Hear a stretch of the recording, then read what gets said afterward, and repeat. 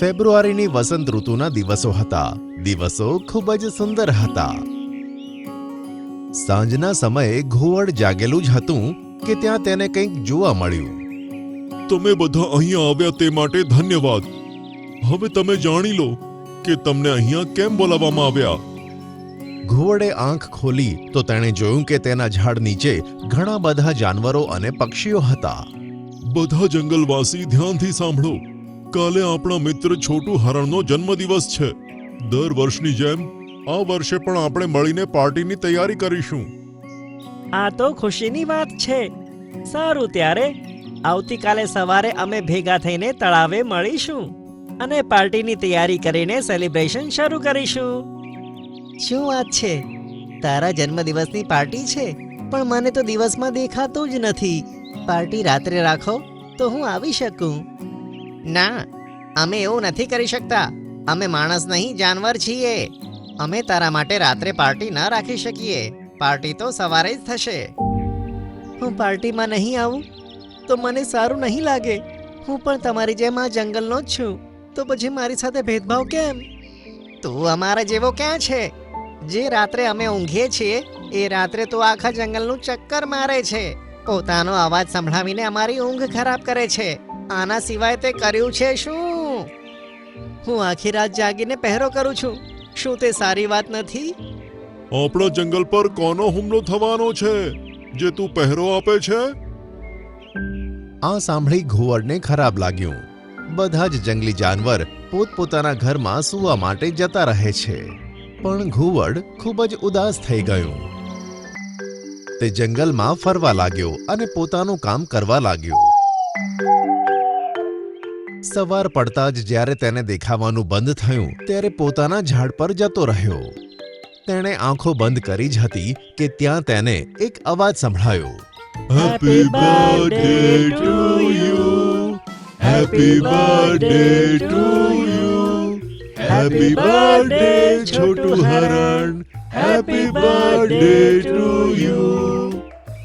બધા લોકો કેટલી મજા કરે છે, પણ મને તો કશું જ દેખાતું નથી. કદાચ હું પણ તેમની સાથે સેલિબ્રેશન કરી શકત. કલાકો સુધી તેને નાચવા ગાવાની, મોજ મસ્તી કરવાના અવાજો આવતા હતા, પણ તે સૂઈ ન શક્યો. પછી જ્યારે ઊંઘ આવી તો ઊંઘી ગયો. રાત પડતા જ્યારે તેની આંખો ખુલી ત્યારે તે હવામાં ઉડી ગયો. કેવું નસીબ છે મારું! ના કોઈ મિત્ર સમજે છે કે ના કોઈ મારા જાગવાના ટાઈમે મારી સાથે રહેવા માંગે છે. આમ વિચારીને તે ઘણો સમય ફરતો જ રહ્યો. ત્યારબાદ જ્યારે તે તળાવ પાસેથી પસાર થતો હતો ત્યારે તેને કંઈક જોવા મળ્યું. અરે, આ તળાવ પાસે આટલી રાતમાં કોણ છે? તે નીચે ગયો અને જોયું કે તળાવને કિનારે એક શિકારી ઊભો છે. જંગલના જાનવર ખૂબ જ હોશિયાર છે. હું પાણીમાં જઈને આ ઝેરી પાવડર નાખી દઉં, પછી જ તે બધાની અક્કલ ઠેકાણે આવશે. આમ કહીને તેણે તળાવના પાણીમાં થોડોક પાવડર નાખ્યો અને ખૂબ ખુશ થયો. સવાર પડતા જ આખા દિવસ માટે આ પાણી ઝેરી થઈ જશે અને સાંજ સુધી જ્યારે તેની અસર ખતમ થશે ને ત્યારે ઘણા બધા જાનવર મને બીમાર પડેલા મળશે. પછી હું તેમને ઉઠાવીશ અને લઈ જઈશ ગાડીમાં ભરીને. રિંકુ શિકારી, તારી પાસે શું મગજ છે? આમ કહીને શિકારી ત્યાંથી જતો રહ્યો અને હવે ઘુવડને ચિંતા થવા લાગી. તેણે પાણી ઝેરી કરી નાખ્યું. આટલું મોટું જંગલ છે, હું કોને કોને કહીશ કે તળાવમાં ઝેરી પાણી છે? અહીંયા રોકાઈશ તો સવાર પડતા મને દેખાવાનું બંધ થઈ જશે. એ વખતે જ્યારે કોઈ જાનવર પાણી પીવા આવશે ને તો મને દેખાશે જ નહીં. હવે હું મારા જંગલને કેવી રીતે બચાવું? ખબર નથી શું કરું. તેણે ઘણું વિચાર્યું પણ કોઈ હલ ન મળ્યો. કલાકો સુધી વિચાર્યા પછી જ્યારે સવાર પડી ત્યારે સૂરજ નીકળતાની સાથે તેને દેખાવાનું બંધ થયું અને તેની મુશ્કેલી વધી ગઈ. હું કોઈને જોઈ નથી શકતો, પણ બધા મને જોઈ સાંભળી શકે છે ને. હવે હું એવું કરું કે વારંવાર એક જ વાત બોલ્યા કરું. કોઈ જાનવર આવીને સાંભળી લેશે તો તે પાણી નહીં પીવે.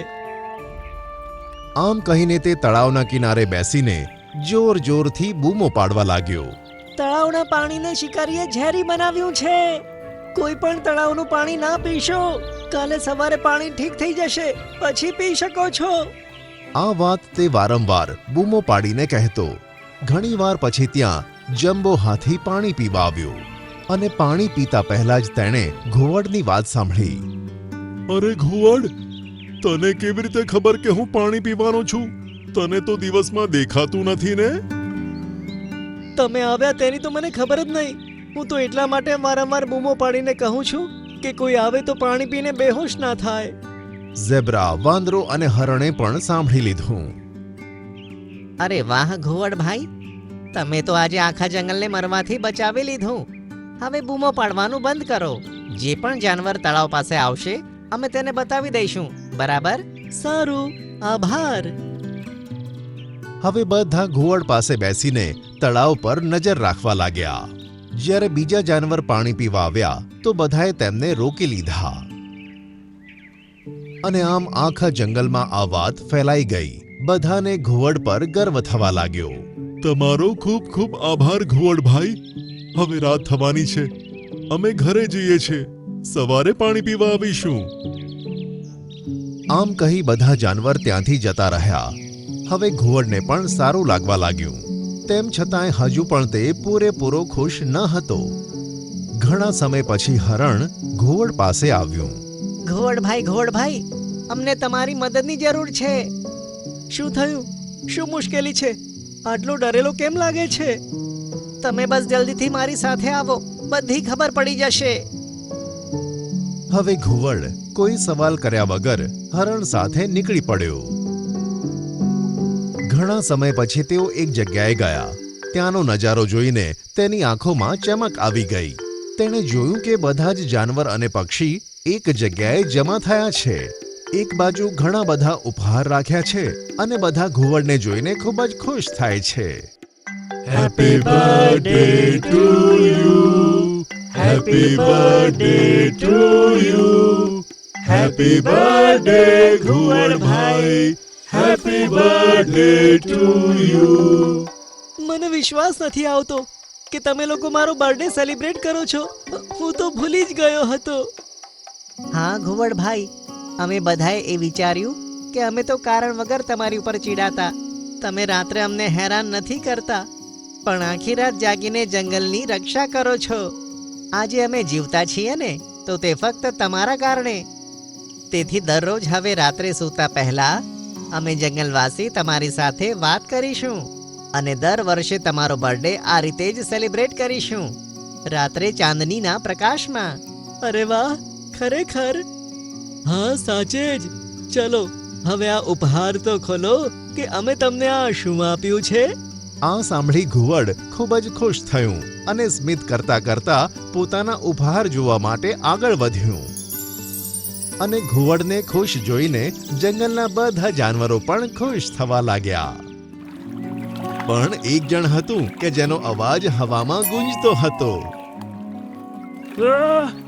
કેટલા હોશિયાર છે આ જંગલના જાનવરો! તેમણે આખો દિવસ પાણી જ ના પીધું.